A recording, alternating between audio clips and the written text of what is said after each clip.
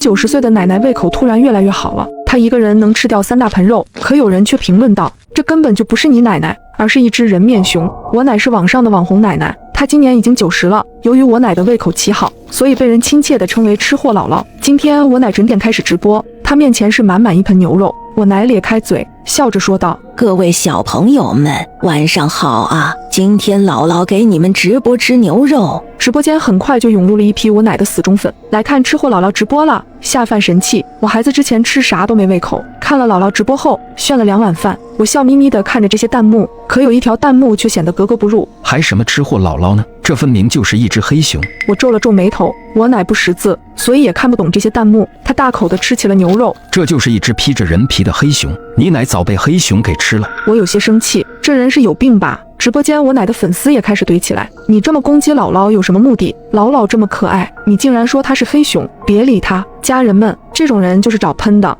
那人又说话了，呵呵，我杀了一辈子黑熊，一眼就能认出来。我问你，你奶奶是不是以前也没这么能吃，突然胃口变好的？我没猜错的话，应该是1个月前突然这样的吧？我愣住了，因为我奶的确是1个月前的某一天，胃口突然变得特别好。仔细想来，好像是我奶旅游回来之后。之前奶奶和寻常的90岁老人一样，胃口一般，可旅游回来之后，她不仅胖了1圈，就连精神和胃口都好了不少。我偶然给她拍了几个视频，传到网上就火了。吃货姥姥还真的是1个月前才开始直播的，这有什么？随便去看下直播日期不就知道了吗？现在都什么年代了，还用这一套骗人呢？直播间的网友开始为我奶打抱不平，那人却不依不饶，你奶奶是不是连作息时间都变了，昼夜颠倒了，白天睡觉，晚上才起来活动？我一愣，那次旅游回来后，我奶的作息时间一整个大改变，从原来的早睡早起变得比我还能熬夜。我问她为什么突然这样，我奶笑呵呵地说道，之前团里有好几个年轻人，跟他们在一起久了，我也想试试年轻人是怎么生活的。一开始我爸妈还担心我奶的身体，可时间久了，我奶非但没有虚弱，反而精神头越来越好，人看上去也年轻了不少。眼看直播间的弹幕越来越多，我奶眯着眼睛问我，丫头，直播间的人都在说什么啊？我连忙找了一个理由搪塞了过去，奶，他们都在夸你呢。我奶听后十分开心地笑了起来。那人又发了新的弹幕，你奶奶的嗅觉也变得非常灵敏，我说的对吧？她的确没说错，奶奶的嗅觉变得格外灵敏。有一次我半夜进她房间，想看看她被子有没有盖好，我明明已经特意放轻了脚步声，可还是被我奶发现了。她朝我笑着说道，丫头，你站在门外的时候，我就闻到你身上的味道了。这种巧合让我有些不安。那人又说，你奶奶也是从1个月前长出了新牙齿和毛发的，对吧？我看了一眼吃得正欢的我奶，她露出的牙齿十分锋利，比正常人要尖很多，完全就不像是一个90岁的老人。这人说的没错，我奶旅游回来后，牙齿和身上的毛发全长出来了。我虽然纳闷，可这对于我奶来说是个好事，也就没放在心上。可现在种种巧合都被这人一一说了出来，我心里总觉得不对劲。直播间有网友找出了我奶1个月前的视频对比，我去，虽然我觉得这个青云道长在胡说八道，可吃货姥姥1个月前的视频里的确牙齿都掉光了，还真是。这个道长说的不会是真的吧？怎么可能有老人短短1个月长出了新的牙齿啊？大家别听这个清风胡说八道，本人医学生，老人重新长出牙齿是有先例的。虽然这种情况微乎其微，但也不是没有这种可能性。可是你们没人觉得吃货姥姥的瞳孔大小都变了吗？我刚看了作者最早发的视频，那时候姥姥的瞳孔可没现在这么大呀。别说了，我真的害怕。我越看姥姥的眼睛越觉得吓人。眼看直播间的弹幕开始乱作一团，我只能提前结束直播。我奶还有些不解，丫头，我才刚开始吃啊，怎么就关掉了？还有很多胃口不好的小朋友等我下饭呢。我盯着我奶的眼睛，发现她的眼睛的确和之前有些不一样。之前奶奶的瞳孔分明是正常人大小，可现在她的瞳孔却看着又黑又大，分明就比之前大了1倍。老实说，的确十分瘆人。我奶吃完1盆肉后，还意犹未尽地舔了舔嘴唇。她咧嘴笑的时候，我看见她牙齿好像比之前更尖锐了一点，乍一看更像是某种野兽的牙齿。丫头，我还饿，再给我煮1盆肉吧。现在我奶的食量都已经超过我们全家食量的总和了。奶，你吃太多了，睡前吃这么多不太好的。一瞬间，我奶的脸色变了，她的瞳孔眯成狭小的一条线，直勾勾地瞪着我。不过很快，奶奶恢复成了平时和蔼的样子。哎呀，我知道了，丫头。我奶笑眯眯地摸了摸自己的肚子。等我奶回房间后，我收到了清风道长给我单独发来的私信。黑熊身上是有异味的，就算他穿了人皮，还是掩盖不住身上的臭味。你奶奶是不是在1个月之前开始喷香水了？我心里一惊，这件事也被他说中了。我奶的确从旅游回来后就开始喷香水，我妈还打趣她是不是看上哪个老头子了。我后背越来越凉。他得不到满足后，迟早要对你们家里人下手。这种黑熊叫做人面熊，吃人之后会钻到人皮里，他吃了脑子之后还会有原来人的记忆。我之前遇到过人面熊，他伪装成原主人，跟他的一对妻女生活在一起长达3个月之久。最后我赶到的时候，那只人面熊已经不见了，家里只剩3张腐烂的人皮。我追了这只人面熊有1年之久，我怀疑你奶奶就是我追的那只人面熊。我最后一次见到她是姑娘山附近。看到姑娘山这3个字，我顿时瞪大了双眼，因为我奶跟团旅游的地方就是姑娘山。冷汗从我额头冒出，难道我奶真的是人面熊？你要是不相信，可以等会儿在她的房间里放一块生肉，黑熊是无法抵挡肉的诱惑的。我颤抖着回复道：道长，要是我奶真的是你说的那只人面熊的话，要怎么办？带你爸妈逃得越远越好。人面熊一旦定下了想要追杀的目标，就会一直追杀你们。如果你奶就是我一直追踪的那只人面熊，这熊已经吃了很多人了，它实力很强，我拿它也没有办法。我决定先按照这个清风所说，在我奶房间里放一块生肉试试。我强忍着困意，熬到了5点多，天都已经亮的时候，我蹑手蹑脚地来到我奶房间口。我奶应该已经睡了，我小心翼翼地推开门，我奶打着巨大的呼噜声。我把生肉放在她床边不远处的角落里，那块生肉血淋淋的，如果我奶不是黑熊，她肯定是不会吃的。正当我准备离开的时候，我瞥见我奶不知何时睁开了眼睛，她面无表情地斜着眼睛看着我，眼睛像是冒着绿光。丫头，你一大早在我的房间里做什么呢？我奶半眯着眼，直勾勾地看着我问道：奶，我过来看看你踹被子了没呢？你忘记前几个月你半夜踢被子，感冒了半个月，把我们都快担心坏了。我连忙挤出一个微笑，我奶若有所思地点了点头。放心吧，我现在早就不会踹被子了。倒是你在我房间里放了什么东西？我奶吸了吸鼻子，我没想到她的嗅觉这么灵，那肉我藏在角落里，还是被发现了。我睡不着，大黄一直吵我，我想拿肉喂它呢，来你房间的时候一不小心就掉了。我只能把生肉拿出来。当我拿出肉的那一瞬间，我看见我奶的瞳孔变得似乎更大了一点，我分明看到她吞咽了好几口口水。我的心沉了下来，这生肉闻着十分腥，普通人闻着都觉得恶心，可看我奶这样子，像是十分渴望一样。我奶眼珠子转了转，我这昨晚就没吃饱，看见你这肉又饿了。丫头，你给我煮点肉吃吧。我故意把生肉递到我奶跟前，我奶却露出抗拒的表情。这生肉臭死了，难怪我一下就闻到了。她脸上的嫌弃十分真实。好，我这就给你煮肉去。我心有余悸地来到厨房，把这事告诉了清风道长。清风道长也没睡，很快回复了我。看来这只人面熊已经吃了太多人，智商变得更高了。它甚至懂得忍耐，抵抗肉的诱惑了。它每吃掉一个人，智商和力量就能变得更高。等它吃腻这些肉的时候，就会开始对你们下手了。我着急了，道长，那怎么办啊？还有一种办法，我给你寄一袋我专门研制的对付人面熊的毒药。人面熊警惕心非常强，我之前一直没有机会靠近它，但你有下手的机会。可这种毒药是不可能一次性杀死它的，只能让它更虚弱，我就能对它动手。我愣住了，因为现在我心底只是有些怀疑而已，可让我真的给我奶下毒，我是怎么也做不到的。清风道长见我迟迟没有回复，便回道：我知道你现在还没有完全信任我，这样吧，你去看看你奶脖子后头是不是有个伤口，人面熊钻人身体里头也不会毫无痕迹，那伤口就留在后脖梗处。我刚准备回复清风道长，瞥见玻璃门内站着一道身影，我奶就站在厨房门后，她脸上没什么表情，也不知道站在那儿多久了。我一激灵，奶，你吓死我了，你怎么走路没声音的？我奶脸上挂着一种十分古怪的表情。丫头，你听过一句话吗？动物走路是没有任何声音的。一股恶寒从我脚底升起，直接窜到脑袋顶上。我奶却笑了，瞧你脸上的表情这么难看，我是跟你开玩笑的。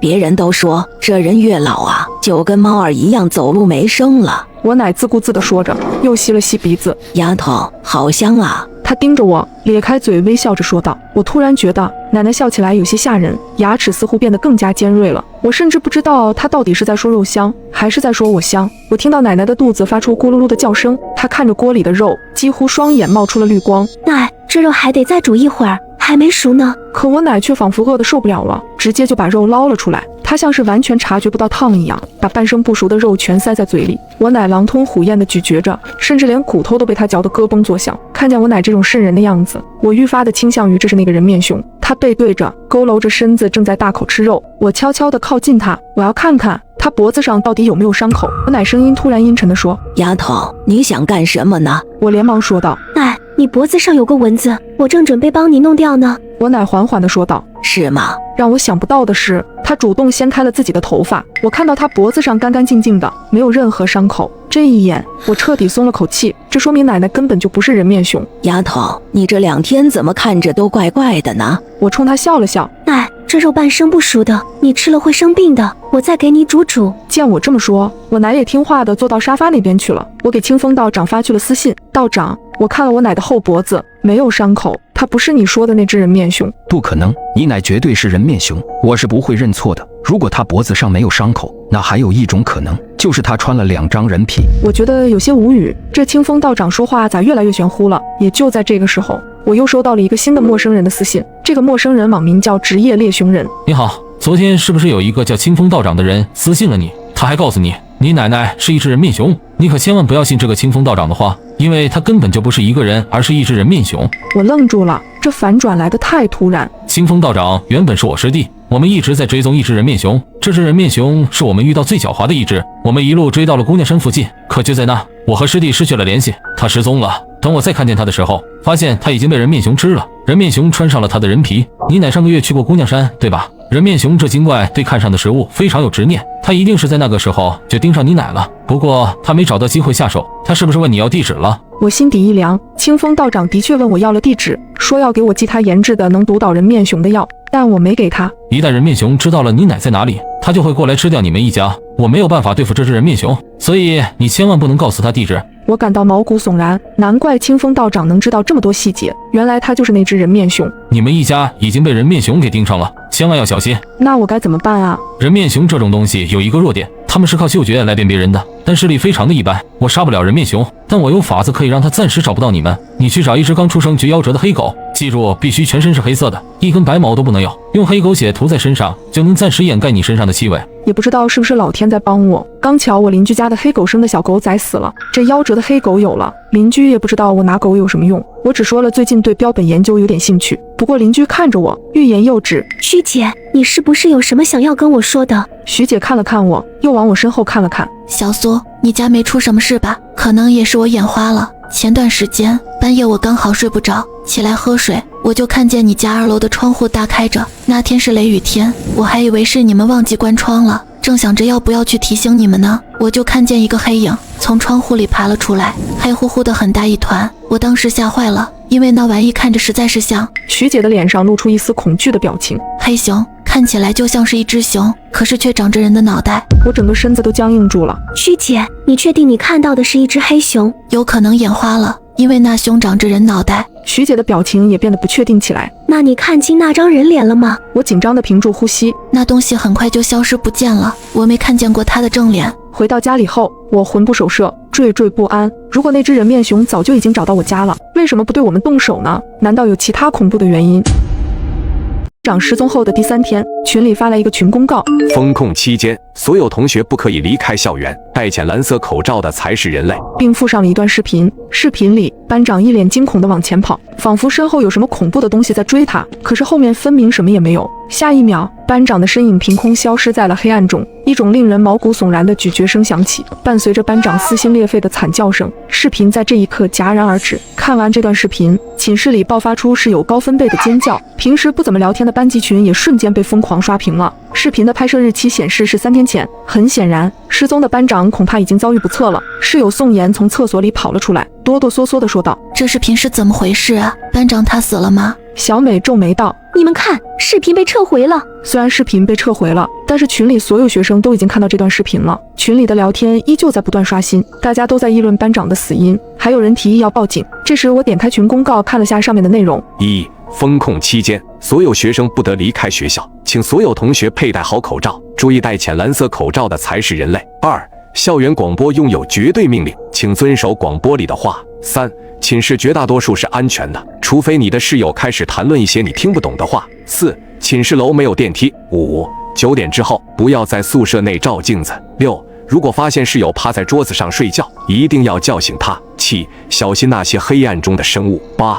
10点之前必须回到宿舍楼。宿管阿姨讨厌没有时间观念的学生。9. 学生之间不得发生暴力行为。这些规则实在是太古怪了。就在这时，刺耳的电流声响起，校园广播里传出了班长的声音：同学们晚上好，学校因突发情况临时进入封控状态，请所有学生在10分钟之内来到操场进行核酸检测。核酸检测相关事项，请各位同学参考班级群公告，不遵守规则的人会杠。我的脚底升起一股凉意，群公告又多了一条关于核酸的规则。操场没有第4个核酸点，每个核酸点排队人数限制为20人。我看了一下时间，现在是晚上9点10分，操场离宿舍大概5分钟的距离。如果按照正常步行，所有人都能9点15来到操场。我来到了窗前，往外望去。以前我站在窗前就能看到在操场活动的学生，但是现在我竟然连操场的轮廓都看不到，只能看到一片浓稠的黑暗。群里的同学们都慌了，走廊上响起了开门的声音，还有密集快速的脚步声。其他寝室的人出门做核酸了。宋妍已经打开了门，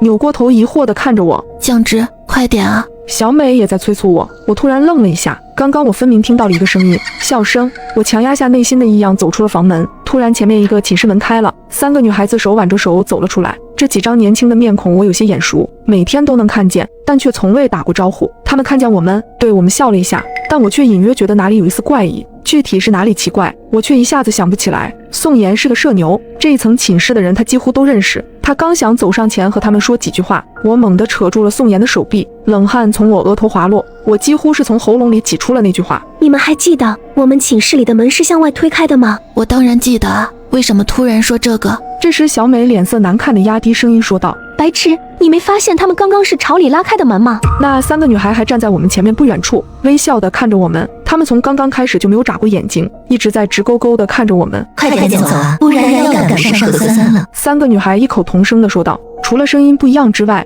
音调竟然出奇的一致。这下连迟钝的宋妍都开始觉得不对劲了，她颤巍巍地说道：他们是怎么回事？请小心那些黑暗中的生物。我低声说出了这条规则。3个女孩的身后是无边无际的黑暗，而且她们似乎没有影子。注意到这点之后，我的后背窜起一股冷意。其中一个女孩看着我们缓缓说道：你们怎么不走了？她的嘴角翘起一个夸张的弧度。怎么办？宋妍快要哭出来了。小美抓紧了我的手，等不到我们的回答，女孩们开始慢慢朝我们靠近。她们3个人走路的姿势，甚至迈开的步伐，全都丝毫不差。随着我们之间距离的缩短，女孩们脸上的笑容越发明显，眼角夸张地上扬着。可是我们身后已经没有退路，只有一面墙壁和镜子，唯一可以躲藏的地方是寝室。我用力地回想，冷静点，酱汁，一定有什么被你忽略掉的细节，想起来，快点想起来。我快速扫了2侧的寝室门。小美焦急道：快点，我们快回寝室。我被小美往寝室的方向拽去。我低头看了一眼她的手，脑子里突然闪过一个细节。就在小美打开寝室门让我们快进去的时候，我一下子推开了小美，猛地拽上宋妍的手，往镜子前撞去。酱汁，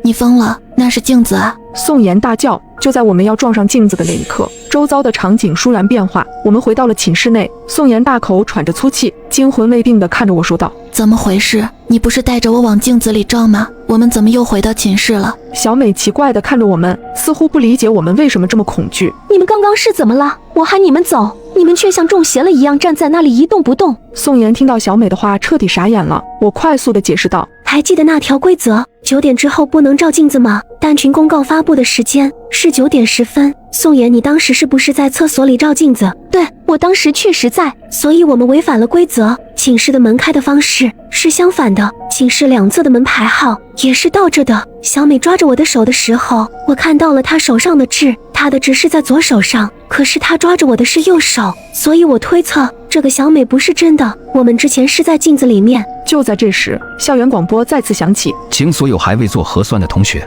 立刻到学校操场进行核酸。我暗道不好，现在是晚上9点15，我们离核酸剩余的时间只剩下5分钟了。我们用最快的速度跑到了学校操场，操场上早就排起了长队，从左往右数，有4个核酸点，前3个核酸点都排满了人，只有最后一个核酸点孤零零的。最后一个核酸点的工作人员是一个头发很长的女人，她低垂着头，看不见脸，给人一种非常阴沉不好的感觉。大家都不约而同的没有去第4个核酸点。我数了数人数，发现中间2个核酸点队伍都排满20人了，只剩下第一个刚好有3个位置空出。小美说：“我们去排队吧。”这时我迟疑地开口道：“怎么样才算是最后一个核酸点呢？如果从左往右数，最右边的就是最后一个，但如果顺序是从右往左呢？那么第4个核酸点就会变成第1个。”核酸排队时间只剩下了半分钟，我们必须做出决定，是第1个还是第4个？宋妍和小美都把求助的目光投向我，我后背绷得很紧。20秒，15秒，突然天空闪过一道惊雷，此时操场上的路灯似乎突然出现了问题，一瞬间操场陷入了黑暗，周围响起了短促的尖叫声。终于我发现了异样，操场上的光线很快就恢复了正常。第4个，我大吼一声往第4个核酸点跑去，宋妍和小美紧跟着我，其他学生都用惊讶的目光看着我们。不是说了不要去第4个核酸点吗？第1个队伍还有空的位置啊，你们不觉得第4个核酸点的那个工作人员长得怪吓人的吗？人群里发出了好心的提醒声，我没有理会他们。最后1秒，我们3个站在了第4个核酸队伍里，近距离面对这个女人，我整个身体都止不住的在颤抖。女人的头发仿佛很久没有梳过一般，我感觉到了一股难以言喻的恐惧，甚至觉得是不是一开始的决定是错误的。张开嘴巴。女人的声音格外嘶哑难听，我胆战心惊地张开了嘴巴。好在核酸的过程非常顺利，我刚要离开的时候，女人却突然用力地抓住了我的手，眼睛目不转睛地看着我，我的心脏跳得飞快。下一秒，她松开了我的手，我的掌心里多了一张纸条。下一个。女人再次低垂下了头。我们顺利做完了核酸，我小心翼翼地展开了纸条，纸条上写着：你其中一个室友是假的，小心他，切记他早已被感染。我后背一阵发冷，我扭过头看着身后站着的2个室友，陷入了沉思。宋妍好奇的小声问我：酱汁，你怎么知道这才是正确的核酸点？我的眼神移向了第1个核酸点，解释道：还记得刚刚操场短暂的停电吗？那时候操场短暂的停电之后，我看不清所有人的脸，但唯独只有1个人的脸却是能看清的。第1个核酸点的工作人员的脸是微微发亮的，这根本不可能是正常的人类。听完我的话，宋妍一脸恐惧道：那这些排错队伍的人……这时异变发生了，第1个核酸点做完核酸的一个男生突然涨红着脸，捂住了自己的喉咙，发出了嗤嗤的声音。下一刻，他发出撕心裂肺的呕吐声，吐出的呕吐物里全是密密麻麻蠕动的黏腻的虫子。好痒，好痒啊！男生使劲地抓挠自己的皮肤，我头皮发麻到了极点。他显然痛苦到了极点，这骇人的一幕让很多人发出尖叫声，但很快又有人痛苦地开始抓挠自己的脸。他们的症状和死去的男生一模一样，其中一个症状轻微一点的男生愤怒地冲到了工作人员的面前：你刚刚给我们做核酸的时候，对我们做了什么？但他很快便发现了不对劲的地方，那些一根根医用棉签上竟然攀附着无数颗像是虫卵一般的颗粒。此刻的操场宛如地狱，排在第1个核酸点的学生全部死亡。所有人都清晰地认识到了一个事实：违反规则的下场极其恐怖。这时广播里班长的声音再次响起：本次核酸筛查结束，感谢同学们配合，现在请同学们回到自己的寝室，但注意，请小心回去的路。我拿出手机一看，群公告果然更新了：1. 宿舍的门禁时间是10点，宿管阿姨讨厌没有时间观念的学生。2. 操场到宿舍楼是一条直行道，没有岔路口，如果遇见岔路，请立刻闭上眼睛往前走。3. 不要抬头看路灯。4. 如果听到身后有人喊你的名字，请不要回头。5. 戴浅蓝色口罩的才是人类。6. 学校的保安穿着黑色工作服，如果你在路上遇见穿着红色工作服的保安，请立刻找一个安全地方躲藏起来。7. 学校里没有小猫，请不要相信猫。手机上显示的时间是晚上9点40，这一段路程只有5分钟的距离，我们却走得异常小心谨慎。这时我突然听到宋妍惊叫一声：你们快看，路灯上面那是什么东西？小美下意识的就要抬起头，却被我死死的按住了。我额头满是冷汗，压低声音说道：不能抬头看路灯。小美这才反应过来，我们压根不敢抬头往路灯上看。这时我感觉到宋妍缓缓凑到我耳朵边上，用一种拖得很长的极为怪异的声调说道：怎么不看路灯上面啊？我扭过头看到宋妍瞪着眼睛，用力的抬头往上看。你看我们明明都被挂在上面啊！我不自觉地打了一个冷战，想要缓缓抬头。下一秒，我的肩膀被人重重地拍了一下，是宋妍。她焦急地说道：你们刚刚整整站在原地不动了5分钟，我使劲摇晃你们都没反应。我却一阵后怕，差一点我就要抬头看路灯了。我刚要继续往前走，前方出现了一个岔路口，操场到宿舍楼是一个直行道，没有岔路口，2条岔路仿佛通往无边无际的黑暗，看不到尽头。赶紧闭上眼。说完我闭上了眼睛，靠着感觉往前走，也不知道走了多久，我听到小美喊道：我们到宿舍楼了，你们可以睁开眼睛了。我刚要睁开眼睛，却意识到不对劲，我们周围还有很多人跟着我们一块往宿舍楼走。要是真的到宿舍楼门口了，我肯定能听见进出宿舍的机器刷脸成功的提示声，但此刻周围死一般的寂静。真到了。真到了，酱汁，咱赶紧进去吧，这马上就要10点了。宋妍和小美都在焦急地催促我，我则没有理会他们，继续往前走。酱汁，你要走到哪里去？为什么你还要往前走？我听到他们大喊。酱汁，停下来，睁开眼睛吧，酱汁。刚开始，他们的声音还能维持正常的属于人类的声调，但随着我越往前走，那声音里夹杂着的恶意就喷涌而出。又走了不知道多久，我终于听到了其他人的脚步声，还有说话声。这一刻，我知道我回到正常的路上来了。我猛喘一口气，睁开了眼睛，宋妍和小美都在我身边，我这才微微放松了下来。这时我听到了一声猫叫声，是从旁边的草丛里传来的。学校里没有猫，请不要相信小猫。我牢记这个规则，但脑海里却有一个蛊惑的声音在告诉我，去摸摸小猫吧，谁能拒绝小猫呢？我无法控制地往草丛里走去。这时一个女生比我更快一步走到草丛里，下一秒她的身影消失在了草丛里。草丛里是死一般的寂静，很快女生的脑袋从里头探了出来，我一阵汗毛直竖。女生的脑袋出现在了一个猫的身体上面，对着我发出尖细的猫叫声。我心脏直跳，不忍地移开视线，我的余光瞥见了一抹红色。小美不知道什么时候竟然戴上了一个红色的口罩，戴浅蓝色口罩的才是人类。宋妍也发现了不对劲，她哆哆嗦嗦地说道：小美，你的口罩。小美愣了愣，她低下头看了眼自己口罩的颜色，喃喃自语道：什么时候？我忘记了，好像是刚刚有人说要和我换口罩，我就给他了。小美说着说着，声调却逐渐变得阴冷下来。她去撕扯自己的口罩，但口罩像牢牢地吸在她的脸上一般，怎么也扯不下来。终于我听到了一丝皮肉分离的声音，口罩被小美硬生生地扯了下来。她把口罩递到我面前，阴冷冷地问道：要和我换口罩吗？我瞳孔骤然一缩，她手上抓着的哪是口罩，分明就是她的脸皮。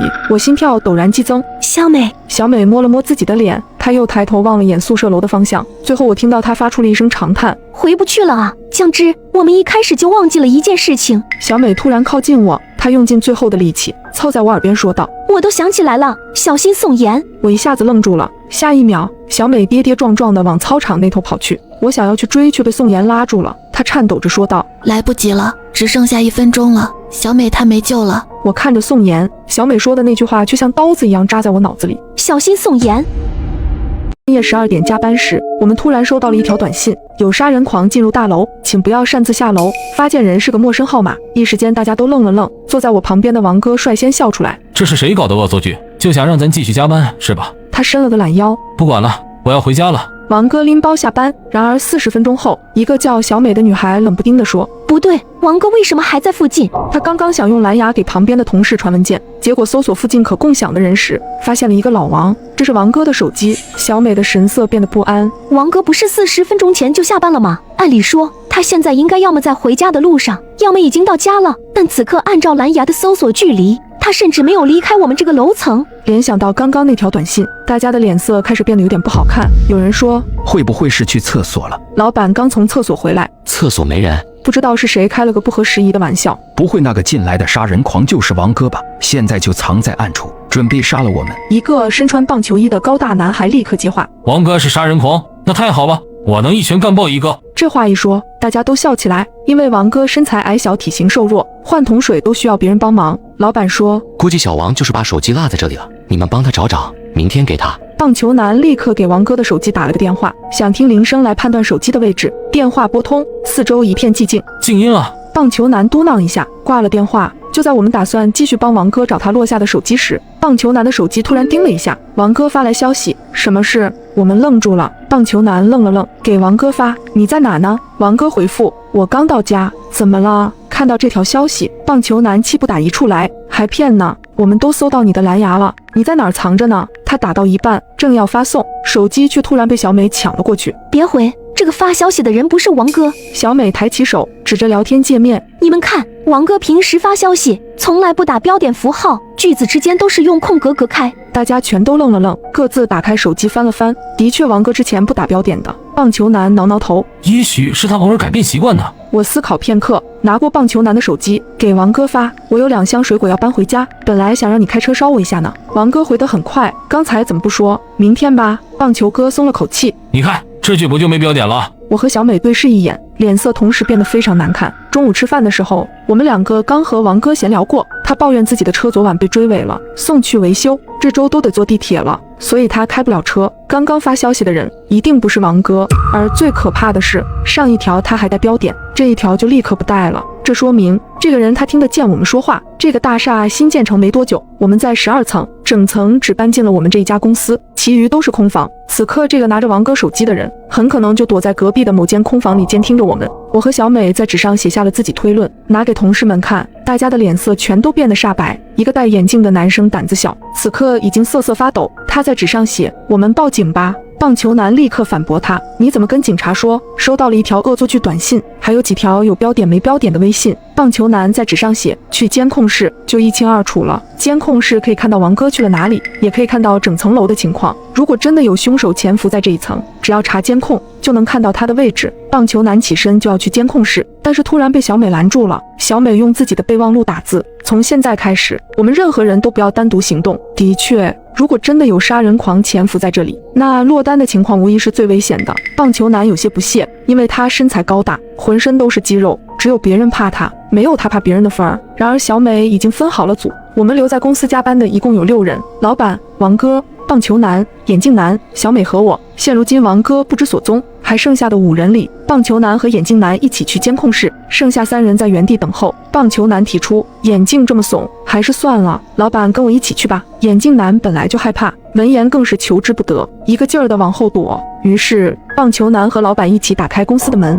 走进了昏暗的走廊中。在小美的要求下，棒球男还拿手机连着视频，给我们实时直播他们看到的情况。走廊里黑沉沉的，我们的办公室在最北端，监控室则在最南端。过去需要穿过整条走廊，在经过楼梯间和电梯间的时候，老板和棒球哥都查看了一下。不查看不要紧，一查看，我们的心同时跌落谷底。电梯停运了，显示板上一片漆黑，而楼梯间的大门则被关上了，门上挂着一把铁锁。我和小美对视一眼，同时掏出手机报警。然而不管我们怎么拨，手机里都只传来嘟嘟的占线声。我又试着发了几条微信，我能够将消息发送给小美，但是当我试图发给外面的朋友时，消息就始终显示正在发送的圆圈，有信号屏蔽器。小美倒吸一口冷气，这个人做了非常充分的准备。老板和棒球男终于到达了监控室，从视频连线中，我们也能看到监控的整个画面。眼镜男几乎是无法抑制地发出了一声惨叫：“王哥，那是王哥，王哥已经死了。”他倒下的位置离监控摄像头很近，而他的位置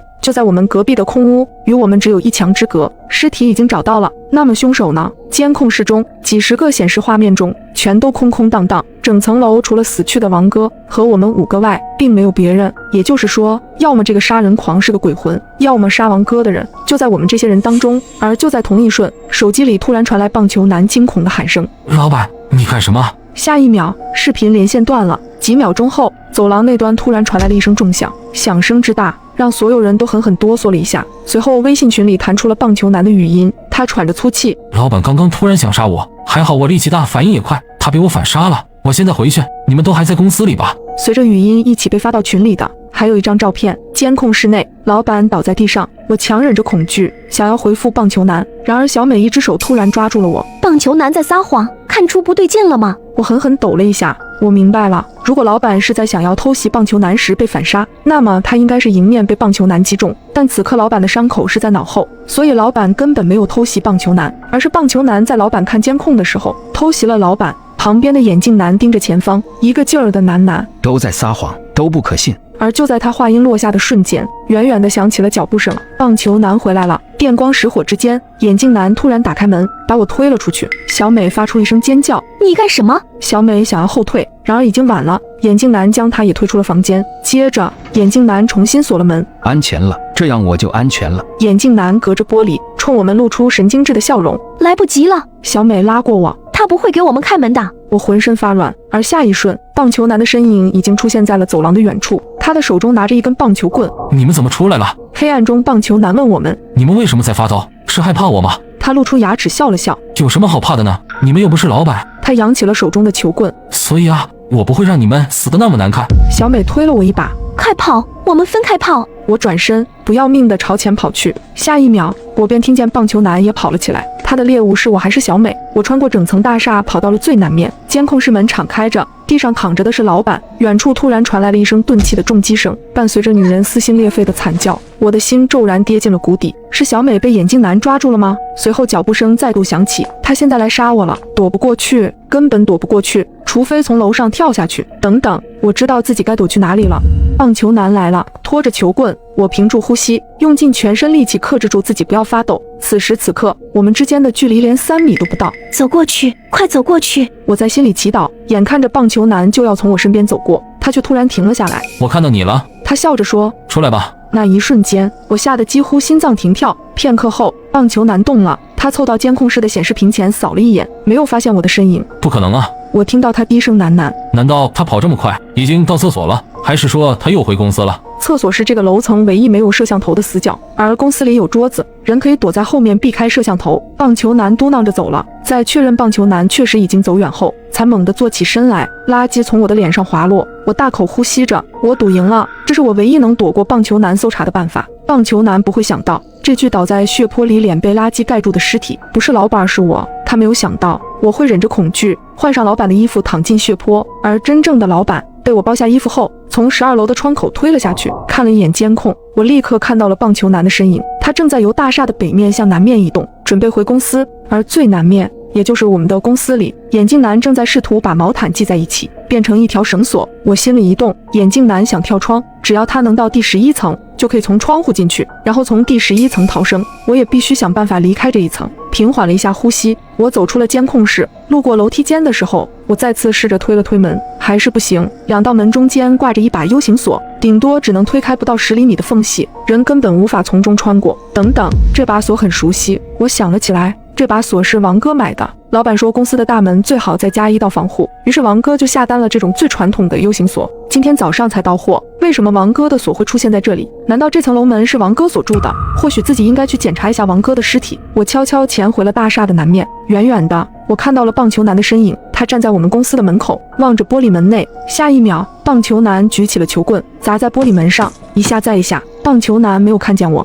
他的注意力正在被门内的眼镜男吸引。你宁愿掉下去摔死，也不愿意死在我手里吗？趁着2人对峙，我飞速地潜入了隔壁的空房。王哥的尸体仍然停在那里，有2样东西不见了，一样是他的手机，另一样是他随身携带的钥匙串。我起身，觉得某些真相似乎在朝我逼近。然而就在我想要继续思考时，窗外突然传来一声尖叫，眼镜男跳下去了，他的腰间系着绳索，悬挂在12层和11层的中间，整个人浑身发抖。慢慢的，他把自己往下放，而同时传来的是公司大门处的玻璃碎裂声。眼镜男尖叫一声，他加快了手中的速度，而就在下一秒，棒球男已经来到了窗边，他飞速地抓住了绳索，手中拿出一把刀，一刀下去。下一秒，眼镜男突然发出了一声撕心裂肺的尖叫，他整个人从11楼窗口掉了下去。眼镜男死了，只差一点他就要成功了。这时门口传来了砸门的声音，球棍砰砰地砸在门上。林岩，我发现你了！我不断地往后退，一路退到角落里，只要这道门被撞开，就是我的死期。然而不知道过了多久，撞门声突然停了，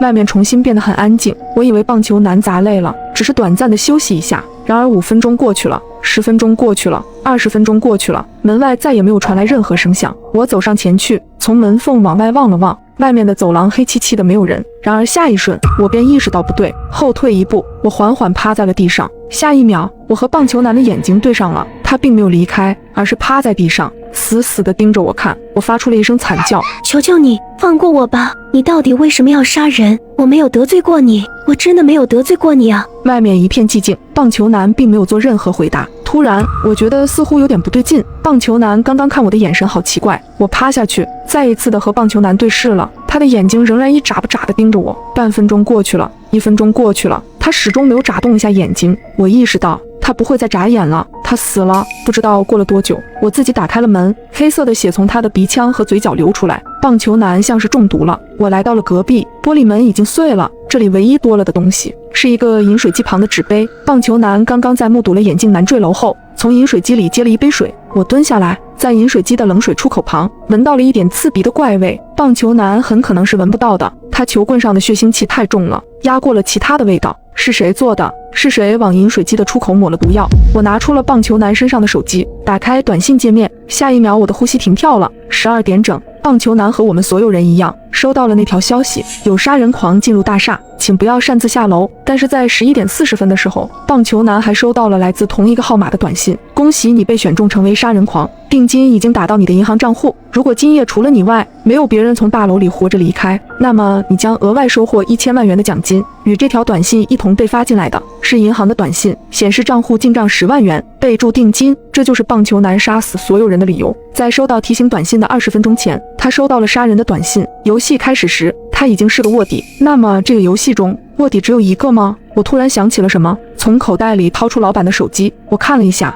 ，12点进来一条短信，在之前11点50同时进来2条短信。原来如此，我终于触摸到了这一晚的真相。突然听到后面传来一个虚弱的声音：林言，你还活着？我回过头去，看到了小美。小美没有死，在离开公司的那场追逐战里，她被棒球男的球棍扫到了左臂，整条胳膊瞬间不能动了。在她倒地后，棒球男扔下她，开始搜寻我，而她强忍着疼痛，爬进了厕所，躲进了洗手池下的死角里。小美说：我等了很久，棒球男一直没有出现，附近也没有脚步声，我就出来看了看，果然他死了。我怔了怔，你知道他会死？小美说：是我往饮水机里下的毒。听到这，我神经再次紧张起来，赶紧将自己手机上的短信内容藏了藏。看来今晚的游戏还没有结束。